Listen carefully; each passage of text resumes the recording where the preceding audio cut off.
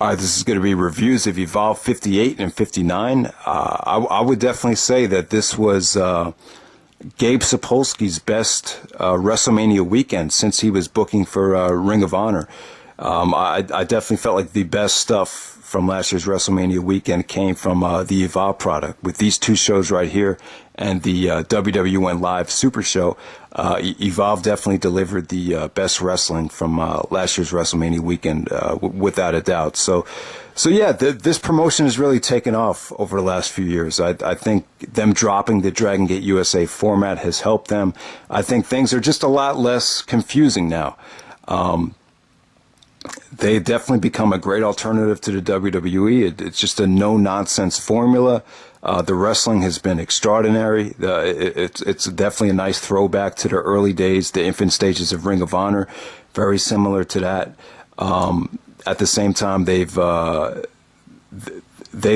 a lot of great talent too. You know, the talent has been remarkable over the last few years, and I kind of feel like I've been missing out. You know, they really have turn things around, and it's quite pleasant to see. So I'm really happy for them.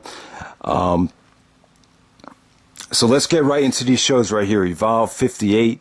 All right, so right off the bat, let me just say I think that Zack Sabre Jr. and Will Ospreay from Evolve 58, I think this is the best match from WrestleMania weekend. I'd even put this over El Generico and Nakamura from the NXT show. I thought it was that good. So Zack and Ospreay, just great stuff from them on Evolve 58. One of the things you'll notice about this weekend is there was a lot of tag team matches. They had just crowned the Evolve Tag Team Champions a couple shows before this. Johnny Gargano and Drew Galloway were the Tag Team Champions, and eventually, I think it was on Evolve 59. They lost the tag team titles to Tracy Williams and Drew Gulak, Catch Point.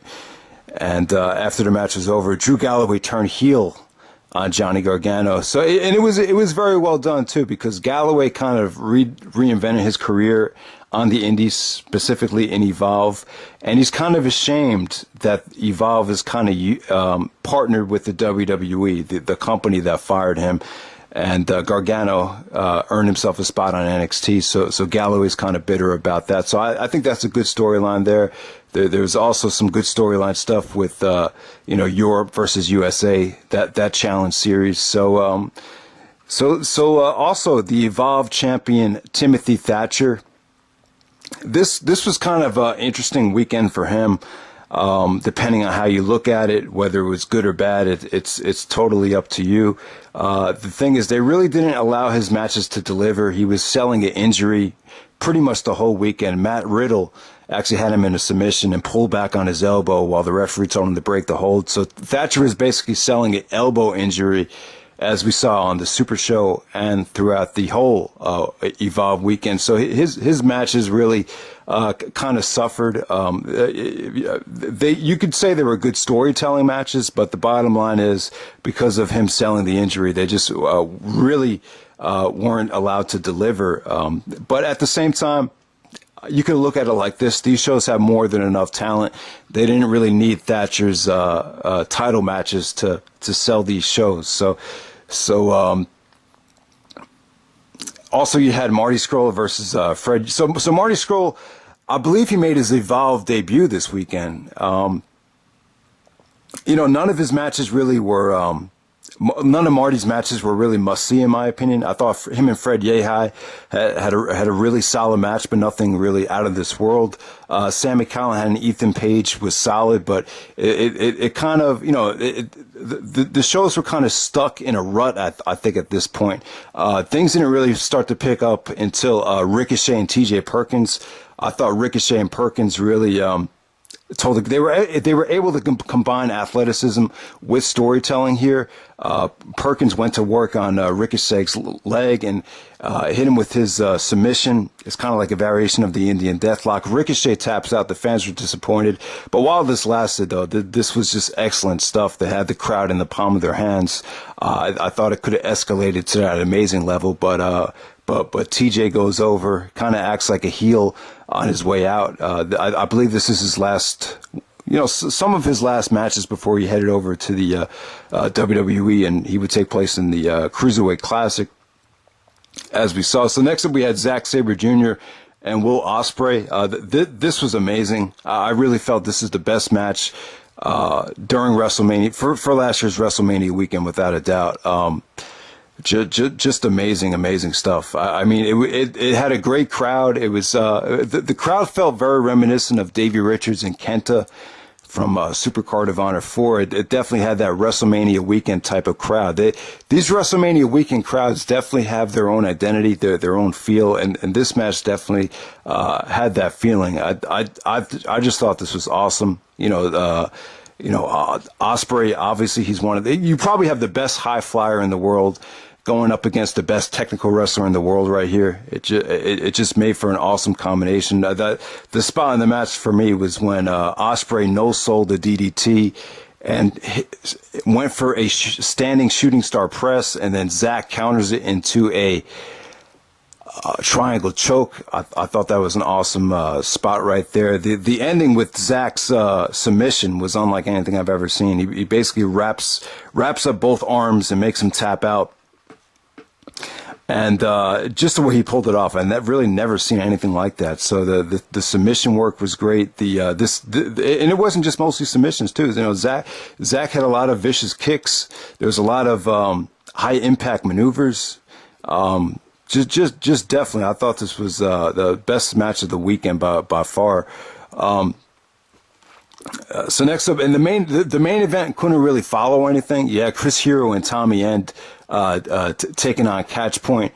Very long, very kind of drawn out. There were a lot of sequences here where they were trying to go for like a standing ovation. They were trying to get the crowd to give them a standing ovation. All four guys were just giving each other blows, and really, they just couldn't follow this. It's tough to follow. What we had seen on this show with a tag match like this. You would expect, tag team matches to main event, a typical Evolve house show, not a WrestleMania weekend show. So I think that's what the problem was here. But it was still good stuff, though, man. I still thought it was a good effort from both teams here. I think it was Gulak actually made Tommy N tap out with the Dragon Sleeper. And it was a great tap out too. They go. What I've noticed about Evolve is they go for more of realistic finishes. The tap outs are well executed. The guy taps so the whole crowd could hear it, and I just really thought this was a realistic finish. But yeah, I mean, kind of. Not exactly how I would have ended this show, to be completely honest with you. I think Evolve 59 was probably the much better show out of the two from top to bottom. But I will give Zack and Ospreay credit. They definitely had the best match of the weekend. So once again, Johnny Gargano and Drew Galloway defend against Catch Point. So Catch Point of Drew and Tracy win the tag team titles here. Drew Galloway turns on Johnny Gargano. Chris Hero and Fred Yehi. Great showing from Yehi. Yehi really, him and Hero worked really well together. This is probably the sleeper of the weekend. The match that I really didn't think was going to deliver, but it really did. Hero is definitely having an MVP-like year.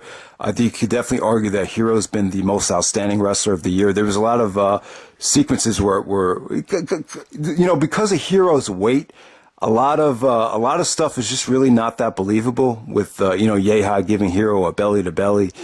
So if you could look past that stuff, though, I thought this was an excellent effort. Definitely an eye-opening performance from Fred Yehi. Him and Hero definitely had a really good undercard match right there.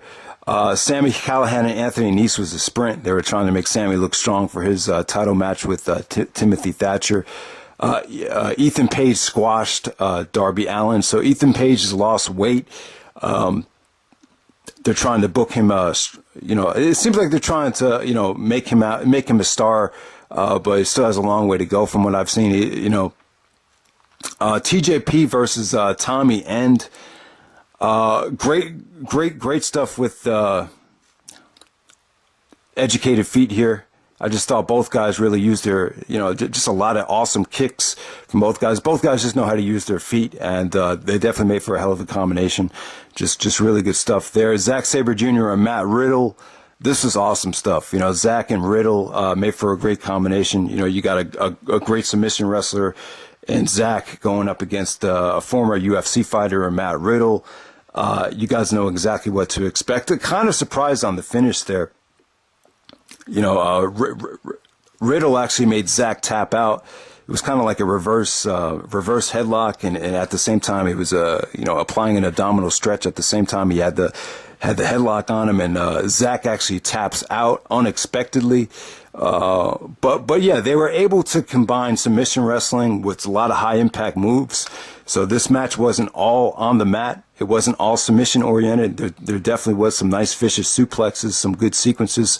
Just a breath of fresh air, man. This was definitely, if this had just went a little bit longer, this could have reached match of the year levels, because they definitely had the crowd in the palm of their hand. The crowd gave us a lot of respect, a lot of appreciation. So next up we had Timothy Thatcher taking on Marty Scurll. Timothy, once again, he's selling his elbow injury. So Marty makes Timothy tap out with the crossface chicken wing pretty soon, actually. This match didn't last very long at all. Very, pretty much on the short side. So to be honest, neither of Marty's matches really had a chance to deliver up until that amazing range. And then the main event of Evolve 59, you had Ricochet taking on Will Ospreay. So this is where it all started. This is the first match of their trilogy. The first match was in Evolve. The second match was in New Japan. The third match happened in Bola. And maybe they wrestled again. I'm not even sure. But with this match right here, I thought it was awesome. Definitely the athleticism really captivated the crowd. I will say this. I think the New Japan match was better executed. I think by that point they knew each other well enough to do some more experimental stuff. And that match got a lot of praise. Obviously, their New Japan match created a buzz on the internet. It probably created the most buzz from any non-WWE match this year with what they did at the Super Juniors tournament. So this Evolve match didn't really get as much credit. The problem is not a lot of people saw this Evolve match, and this Evolve match, I don't think it was quite as good as the New Japan match. There was a lot of there was definitely a feeling out process on this match. There was a part in the match where they were kind of playing around. They spent about 2 or 3 minutes doing the People's Moonsault. But once you got past that stuff, you just had amazing athleticism. The double reverse Rana, they did that spot again. Ricochet showed a lot of frustration here with not being able to put Ospreay away, but they definitely delivered a great match. Even Zack Sabre Jr. came out after their match was over and said, "You guys are fucking insane." For them to try to take the kind of chances that they took in this match. So definitely, Ricochet and Ospreay was great. However, though, I would definitely say that Ospreay's match against Zack from Evolve 59 or from Evolve 58 definitely surpassed this match. So yeah, both of these shows were really good, man. I wouldn't say neither show was quite as good as the Supercard of Honor show from Ring of Honor. I thought ROH definitely had the very best show of the weekend, but when you combine what Evolve did on these two shows and the Super show, the best wrestling matches came from them, in my opinion. The NXT show was really good as well. The NXT with Nakamura and Sami Zayn. Obviously, most people were going to say that was the best match of the weekend. So NXT had a good weekend, and WrestleMania 32, I think, was a letdown in retrospect. I really haven't felt the urge to go back to it. Probably the first time I'm not going to buy a WrestleMania on DVD. So I don't really think anything really stole the show from WrestleMania 32. If I had to pick one, I'd probably say that Shane McMahon's bump stole the show. I can't say that any of the matches stole the show. So definitely, I would say that Evolve had the best weekend. The problem with Ring of Honor is they kind of laid an egg with Supercard of Honor Night 2. that kind of took away their momentum, even though that first Supercard of Honor was such a great show from top to bottom. But yeah, Ospreay stuff on these Evolve shows, really he was really the highlight of the weekend, and give credit to Zack as well. I thought Zack had an amazing weekend too. Great matches with Ospreay. His match against Riddle from Evolve 59, that's probably going to go down as one of the most underrated matches of the year. And then, Zack's match with Hero at the Super Show was excellent as well. So both Zack and Ospreay had tremendous weekends for Evolve.